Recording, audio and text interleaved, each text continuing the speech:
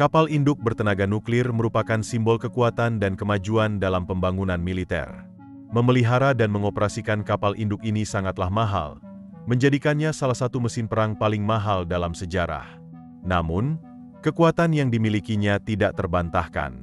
Menenggelamkan kapal induk di era ini akan menjadi peristiwa yang sangat mengesankan sekaligus tragis, karena tindakan tersebut akan mengakibatkan hilangnya nyawa sekitar 6.000 pelaut.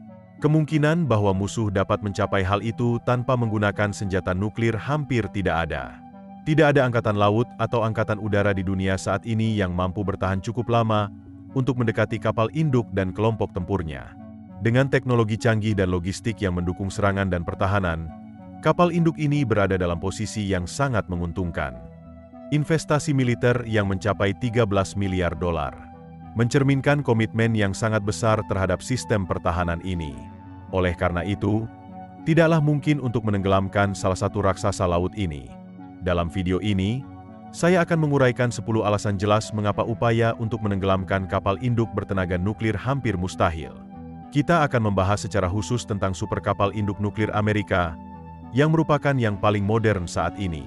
Kapal induk memiliki kecepatan luar biasa. Pertahanan terbaik yang dimiliki oleh kapal induk adalah kecepatannya. Kapal induk kelas Nimitz yang mendominasi armada Amerika saat ini, serta kapal induk kelas Ford yang akan menggantikan mereka, merupakan kapal perang tertua yang pernah dibangun, dengan ratusan kompartemen dan ribuan ton armor. Tidak ada torpedo atau ranjau konvensional yang dapat menyebabkan kerusakan serius pada kapal induk nuklir ini, yang bergerak dengan kecepatan hingga 56 km per jam, cukup untuk meninggalkan kapal selam di belakang. Faktanya, kapal induk nuklir praktis lebih cepat daripada kapal perang lainnya di planet ini ketika beroperasi dengan kekuatan penuh. Ingatlah, kita sedang berbicara tentang sebuah pulau besar yang mengambang. Kecepatan ini sangat penting, karena jika sebuah kapal induk dapat bergerak dengan cepat, ia dapat menghindari berbagai bahaya, termasuk tambang dan serangan rudal dari kapal lain. Kapal induk memiliki jangkauan tak terbatas, terutama kapal induk kelas Nimitz dan kelas Ford, yang merupakan contoh dari teknologi militer yang sangat maju. Meskipun ukurannya besar, kapal-kapal ini menggunakan tenaga nuklir untuk beroperasi.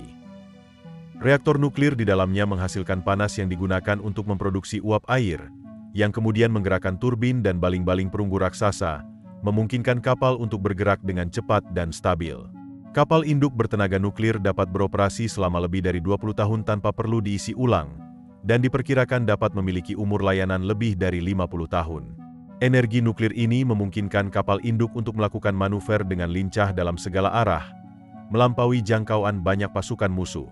Untuk melindungi diri, kapal induk mengatur perimeter pertahanan berlapis yang membentang ratusan kilometer. Setiap musuh yang ingin memasuki lapangan tembak harus melewati beberapa lapisan pertahanan, termasuk rudal, pesawat berawak, kapal selam, dan sistem lainnya yang berpotensi mengancam. Walaupun pertahanan berlapis ini sangat efektif, penting untuk diingat bahwa tidak ada sistem pertahanan yang sempurna. Misalnya, jika masing-masing dari 3 lapisan pertahanan memiliki tingkat keberhasilan 80%, kemungkinan satu di antara mereka dapat ditembus tetap ada. Dengan semua faktor ini, jelas bahwa menenggelamkan kapal induk nuklir bukanlah tugas yang mudah. Jumlah penetrator yang berhasil mencapai kapal induk kemungkinan sangat rendah, mungkin kurang dari 1 dari 100. Sebuah kapal induk pada dasarnya berfungsi sebagai pangkalan udara mengambang. Tujuan utamanya adalah untuk memproyeksikan kekuatan militer udara ke berbagai penjuru dunia. Kapasitas pesawat yang bisa diangkut oleh kapal induk bervariasi, namun biasanya dapat membawa hingga 75 jet tempur dan pesawat militer multifungsi. Pesawat-pesawat ini memiliki kekuatan yang jauh lebih besar daripada ancaman yang mungkin dihadapi dan mampu mencegat penyerang jauh sebelum mereka mendekati kapal induk.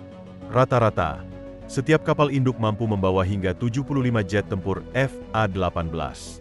Dengan kecepatan dan kemampuan manuvernya, FA-18 dapat dengan mudah mengungguli sebagian besar pesawat tempur di dunia saat ini, bahkan mampu menembak jatuh pesawat musuh ratusan kilometer sebelum menjadi ancaman bagi kapal induk. Saat ini, terdapat juga jet tempur F-35 generasi kelima yang telah dioperasikan di beberapa kapal induk. Pesawat lain yang biasanya diangkut adalah E-2 Hawkeye, yang berfungsi sebagai mata dan telinga bagi armada. Dengan kubah radar besar di bagian atas, Pesawat ini dapat mengumpulkan dan mengoordinasikan data serangan untuk semua pesawat lain yang berada di udara. Selain itu, setiap kapal induk dapat membawa beberapa drone tempur yang memberikan keuntungan udara yang signifikan atas musuh.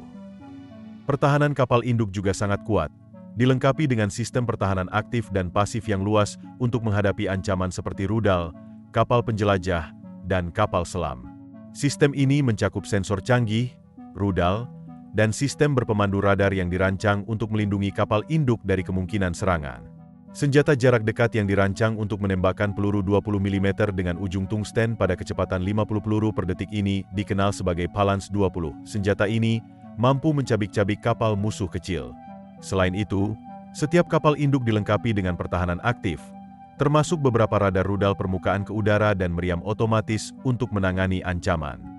Sistem perang elektronik juga digunakan untuk menipu sensor dan mengganggu tautan perintah. Kapal induk juga memiliki sistem anti-torpedo yang disebut campuran, yang berfungsi menarik perhatian torpedo menjauh dari kapal.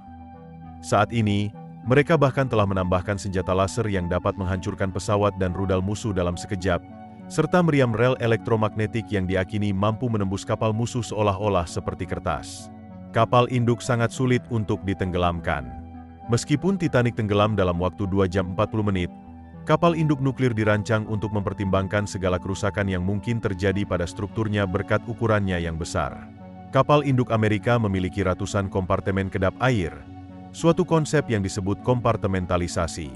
Hal ini sangat penting karena berarti bahwa meskipun beberapa ruang mengalami kerusakan atau banjir, ruang-ruang tersebut bisa disegel, memungkinkan kapal untuk melanjutkan operasi. Keuntungan lain dari desain ini adalah teknik yang dikenal sebagai banjir salib. Ini melibatkan sengaja membanjiri ruang-ruang tertentu untuk mengelola stabilitas kapal. Dengan cara ini, bahkan jika banyak tempat mengalami kebanjiran, kapal tidak akan kehilangan kemampuan misinya dan tidak akan mudah tenggelam. Namun, beberapa pakar khawatir bahwa ukuran besar kapal induk dapat membuatnya rentan terhadap serangan. Sebenarnya, kapal induk jauh lebih tahan terhadap ancaman dibandingkan kapal perang lainnya. Meskipun mereka adalah monster laut yang bersenjata lengkap dengan berbagai sistem pertahanan, kapal induk tidak pernah beroperasi sendirian. Apakah mereka berlayar di Pasifik, Teluk Persia, atau Laut Utara, armada Amerika selalu didampingi oleh kapal-kapal pendukung.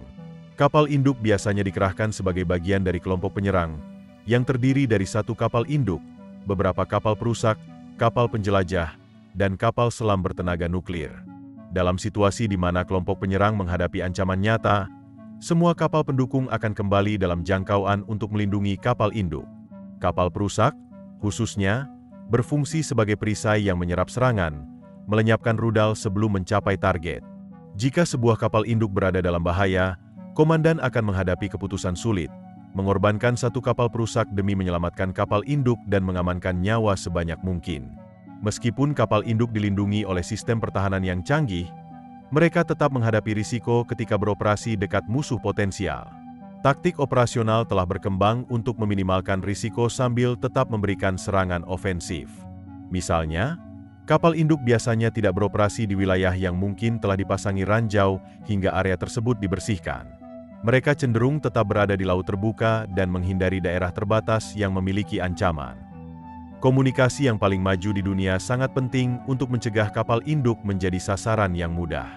Dengan demikian, kapal induk nuklir menjadi salah satu aset militer yang paling canggih dan efektif. Kapal induk dilengkapi dengan sistem yang disebut tautan data, khususnya tautan 16, yang merupakan salah satu sistem komunikasi paling canggih dan aman di dunia. Secara sederhana, tautan data taktis adalah metode aman untuk berbagi informasi, menggunakan teknik seperti lonjakan frekuensi dan enkripsi. Sistem ini hampir kebal terhadap upaya musuh untuk mencegat atau mengganggu aliran informasi, sehingga memastikan komunikasi yang lancar dalam situasi nyata. Dengan sistem ini, kapal induk dapat terhubung dengan seluruh kelompok penyerang dan unit-unit lain sesuai kebutuhan, menjamin bahwa semua unit memiliki saluran komunikasi yang aman dan dapat dengan cepat memasukkan informasi. Dalam situasi nyata, kapal induk tidak hanya bergantung pada sensor organik untuk mendeteksi ancaman, tetapi juga menerima informasi secara berkelanjutan dari kapal perang permukaan, kapal selam, pesawat berawak dan tak berawak, serta satelit pengintaian di orbit. Kerahasiaan ini mempersulit rencana serangan terhadap kapal induk. Para ahli Angkatan Laut menyatakan bahwa banyak fitur pertahanan yang diintegrasikan ke dalam kapal induk Amerika hanya diketahui oleh pejabat tinggi militer. Hal ini berarti bahwa setiap rencana untuk menyerang kapal induk melibatkan banyak tebakan tentang langkah-langkah pencegahan yang mungkin diambil. Sistem keamanan yang ada, termasuk ruang informasi yang terkompartementalisasi dan akses terbatas hanya untuk individu dengan latar belakang yang sesuai, menjadikan kapal induk sulit untuk diserang. Meskipun tim di dalamnya memiliki akses ke informasi yang sangat rahasia, alat seperti skrip memungkinkan pengolahan dan penyebaran informasi penting dengan cepat. Informasi tersebut bisa berkaitan dengan serangan yang akan datang atau indikasi dan peringatan terhadap ancaman yang dapat membahayakan keamanan nasional. Jika situasi kritis mendekat atau ada serangan yang direncanakan, kapal induk nuklir akan menjadi yang pertama mengetahui. Saya harap Anda menikmati informasi ini. Jangan lupa untuk berlangganan dan mengaktifkan notifikasi agar tidak ketinggalan video baru. Ikuti saya di Facebook dan Instagram untuk konten menarik setiap hari. Semoga Anda memiliki hari yang menyenangkan.